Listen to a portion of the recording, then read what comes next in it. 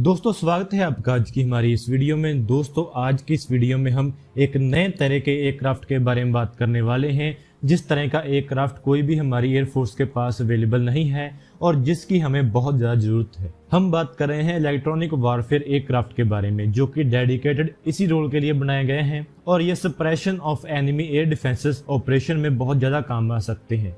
Suppression of enemy air defence operations वो operations होते हैं जिसमें आप दुश्मन के एयर डिफेंस सिस्टम को नाकारा कर देते हैं। ऐसा काम करने के लिए इलेक्ट्रॉनिक वारफेयर एयरक्राफ्ट का भी इस्तेमाल किया जाता है।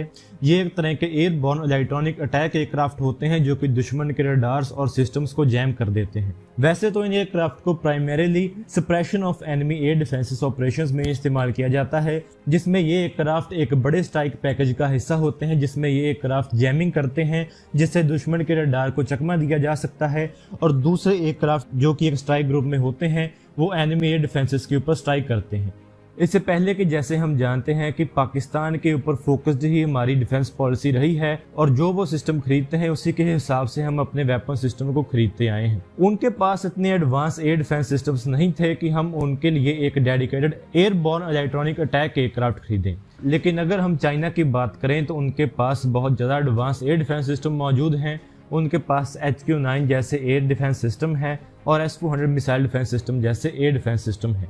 तो उनको अगर हमें इफेक्टिवली काउंटर करना है तो हमें एक ऐसे एयरक्राफ्ट की ज़रूरत है। और वैसे भी अगर हमें किसी दूसरे देश के ऊपर अटैक भी करना हो, अगर अटैक मिशंस भी करने हो, तब भी हमारे ये एयरक्राफ्ट बहुत काम आ सकते हैं।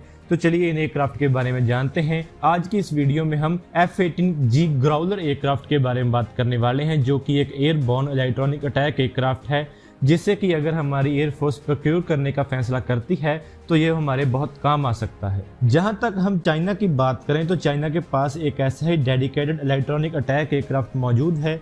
चाइना के पास शेनयांग J-16 एयरक्राफ्ट मौजूद है, जो कि वो इलेक्ट्रॉनिक वारफेयर के लिए ही इस्तेमाल करते हैं। लेकिन हमारे पास ऐसी कैटेगरी का कोई भी एयरक्राफ्ट अवेलेबल नहीं है। ये जो इलेक्ट्रॉनिक अटैक एयरक्राफ्ट होते हैं ये ड्यूल पर्पस एयरक्राफ्ट के तौर पर भी काम कर सकते हैं। जब आपको इलेक्ट्रॉनिक अटैक करने की जरूरत हो तो तब आप इन एयरक्राफ्ट को इलेक्ट्रॉनिक अटैक के लिए इस्तेमाल कर सकते हैं, और जब दूसरे देश के एयर डिफेंस सिस्टम नाकारा हो जाएं या उनके सिस्टम तबाह हो जाएं तब आप अपने एयरक्राफ्ट में मिसाइल्स फिट कर सकते हैं और दूसरे एम्यूनिशन का इस्तेमाल कर स्ट्राइक मिशंस भी कर सकते हैं।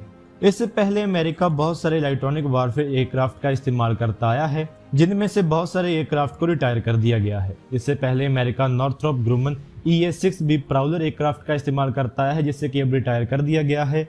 और इसके साथ ही वो जनरल डायनेमिक्स के ग्रुमन EF-111A रेवन एयरक्राफ्ट का भी इस्तेमाल करता आया है। इलेक्ट्रॉनिक वारफेयर एयरक्राफ्ट बहुत तरह के एयरक्राफ्ट होते हैं, लेकिन जिस एयरक्राफ्ट के बारे में हम बात करने वाले हैं वो एक प्राइमरीली तौर पर फाइटर एयरक्राफ्ट है, लेकिन उसे इलेक्ट्रॉनिक अटैक एयरक्राफ्ट के तौर पर चेंज किया गया है। EA-18G ग्राउलर एक एयरबॉर्न इलेक्ट्रॉनिक अटैक एयरक्राफ्ट है, जिसे कि एक एयरक्राफ्ट कैरियर से भी ऑपरेट किया जा सकता है और लैंड बेसिस से भी ऑपरेट किया जा सकता है। इस एयरक्राफ्ट को यूनाइटेड स्टेट्स की नेवी के EA-6B ब्राउलर एयरक्राफ्ट के रिप्लेसमेंट के तौर पर बनाया गया था। अमेरिका का ग्राउलर एयरक्राफ्ट एक combat proven 2 seat F-18 hornet aircraft का एक डेरिवेटिव है, जिससे कि मेन तौर पर इलेक्ट्रॉनिक अटैक और suppression of enemy air defences operations के लिए बनाया गया है। इन एयरक्राफ्ट को जब किसी देश के साथ हॉस्टिलिटीज शुरू होती हैं, यानी कि जब दूसरे देश के साथ जंग जैसे हालात बन जाते हैं जहां उनके ऊपर आपको अटैक करना होता है, तब सबसे पहले इन एयरक्राफ्ट का इस्तेमाल किया जाता है। ग्राउलर एयरक्राफ्ट में 11 वेपन स्टेशंस हैं, जिसमें आप इलेक्ट्रॉनिक मिशन सिस्टम्स को कैरी कर सकते हैं और इसके साथ ही आप वेपन्स को कैरी कर सकते हैं। लेकिन जब आप दुश्मन के सिस्टम्स को नाकारा कर दें और उनके ऊपर सीड सॉर्टिस कर लें, तब ऐसे एयरक्राफ्ट की जरूरत कम हो जाती है और तब आप इलेक्ट्रॉनिक मिशन सिस्टम्स को हटाकर आप इस एयरक्राफ्ट के साथ वेपन्स का भी इस्तेमाल कर सकते हैं। इस एयरक्राफ्ट को अमेरिका की नेवी भी इस्तेमाल करती है और ऑस्ट्रेलिया की एयरफोर्स ने भी ऐसे एयरक्राफ्ट खरीदे हैं। उन्होंने तकरीबन 12 EA-18G एयरक्राफ्ट खरीदे हैं। इसके अगर डिजाइन की बात करें तो इसकी फ्लाइट परफॉर्मेंस F-18 एयरक्राफ्ट के जैसी ही है और F-18 एयरक्राफ्ट जैसा होने के कारण ग्राउलर एस्कॉर्ट जैमिंग मिशंस कर सकता है और इसके साथ ही traditional stand off jamming missions भी कर सकता है, जिसमें रडार को जैम किया जाता है और उसे चकमा दिया जाता है। ग्राउलर एयरक्राफ्ट F-18 एयरक्राफ्ट का साथ दे सकते हैं जब उस एयरक्राफ्ट ने दुश्मन के ऊपर अटैक करना होता है, तब ये एक स्ट्राइक पैकेज का हिस्सा बनकर दुश्मन के एयर डिफेंस सिस्टम को नाकारा कर देंगे और उनके रडार्स और दूसरे सिस्टम्स को जैम कर देंगे। ग्राउलर की अगर बात करें तो ये स्टैंडर्ड सुपर हॉर्नेट एयरक्राफ्ट के जैसा ही है। ये तकरीबन 90% सुपर हॉर्नेट एयरक्राफ्ट जैसा ही है। ये उस एयरक्राफ्ट का एयर फ्रेम शेयर करता है। इसमें रेथियन का AN/APJ-79 से रडार लगाया गया है और इसमें AN/AYK-22 स्टोर्स मैनेजमेंट सिस्टम लगाया गया है।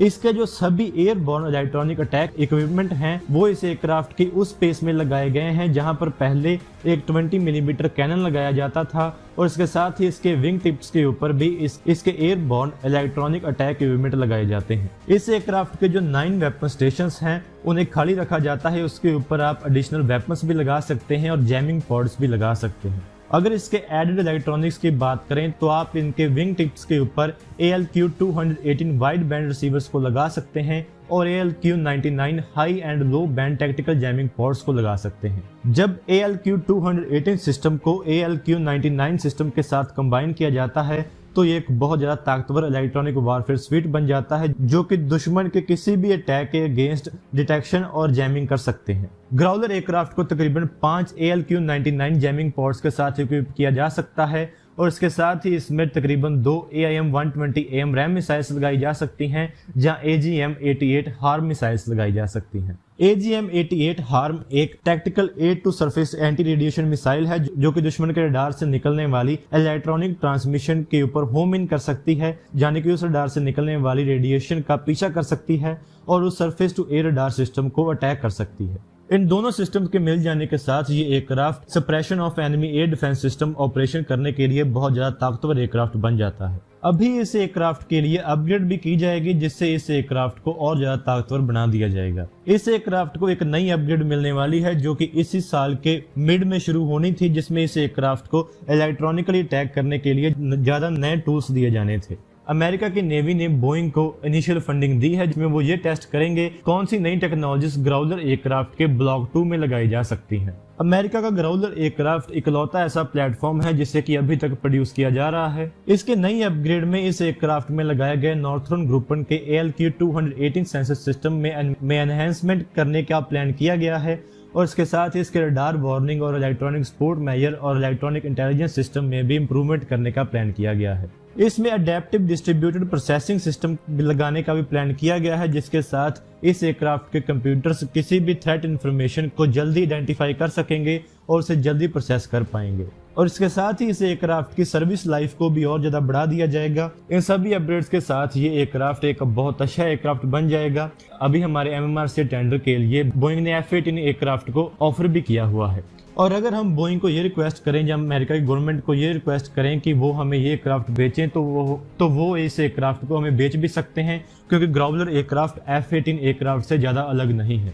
अगर हमें चाइना के एयर डिफेंस सिस्टम्स को काउंटर करना है या उनके ऊपर स्ट्राइक मिशंस करने हैं या पाकिस्तान के अगेंस्ट स्ट्राइक मिशंस करने हैं तो हमें ऐसे किसी एयरक्राफ्ट की बहुत ज़्यादा ज़रूरत है। तो दोस्तों आज की इस वीडियो में इतना ही। अगर आपको ये वीडियो अच्छी लगे तो आप इसको जरूर लाइक और शेयर करें। Thanks for watching this video. जय हिंद, वंदे मातरम।